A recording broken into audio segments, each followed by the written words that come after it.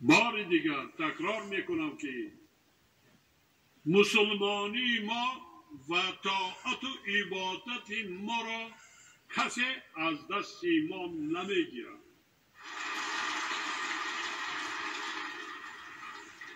ولی پیشرفت دولت، آبادی وطن و بالاروی سطح و صفت زندگی مردم را تنها با طاعت و عبادت تامین کردن مشکل است.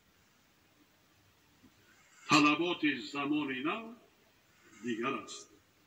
ما باید خوانیم، علم آموزیم، علمهای دقیق و ریاضی را رشد دهیم، تکنیک و تکنولوژی های نوترین را اسود کنیم، کادر تربیه کنیم و زحمت کشیم که زندگی امروزمان نسبت به دیروز و فردایمان نسبت به امروز بهتر گردد. ما باید سطح و صفت زندگی مردممان را باز هم بلند داریم. فرزندانمان را تربیه نماییم که دستگیر و غمخوار ما باشند، دانشمند شوند، صاحب معرفت و متخصص زمان نو گردیده آداب و اخلاق حمیده انسانی داشته باشند. ما شما فرزند را برای آن به دنیا آورده و کمال میرسانیم که در ایام پیری دستگیر آمده. در خاطر داشته باشیم که رهبران گروه های تروریستی و اکستریمیستی که فرزندان ما و شما را به صفهای خود جلب می نمایند، عذاب تولد کردن و بوایه رسانیدن فرزندان ما را نکشیدند، زحمت بیدارخوابی را ندیدند و با آنها نان و آب ندادند. از همین خاطر فرزندان ما و شما برای آنها هیچ ارزش ندارند. در یک لحظه آنها را به تروریست خودکش تبدیل داده هدفهای ناپاک خود را عملی می سازند.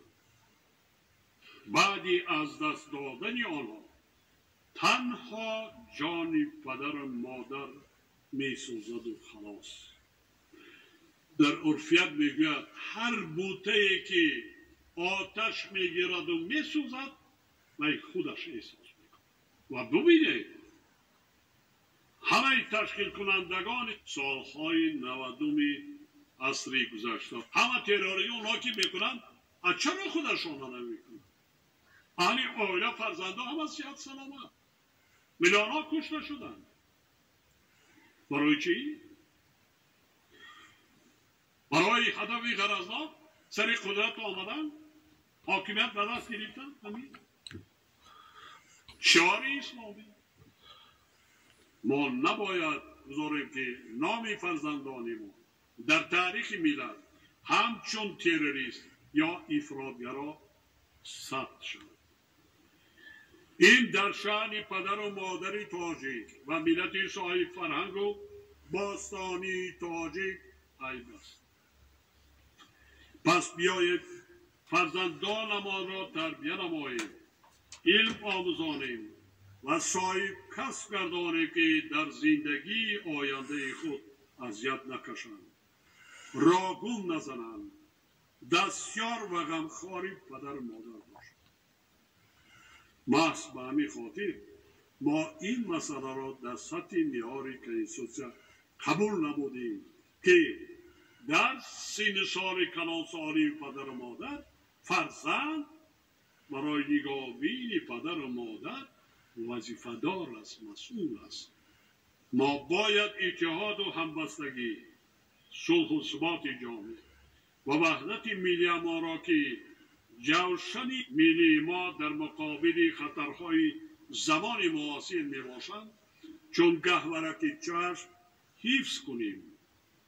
زیرا قدرت ما در اتحاد و سرجمعی، وطن دوستی و زحمت صادقانه ما به خاطر آبادی وطن و رشد دولت ما است.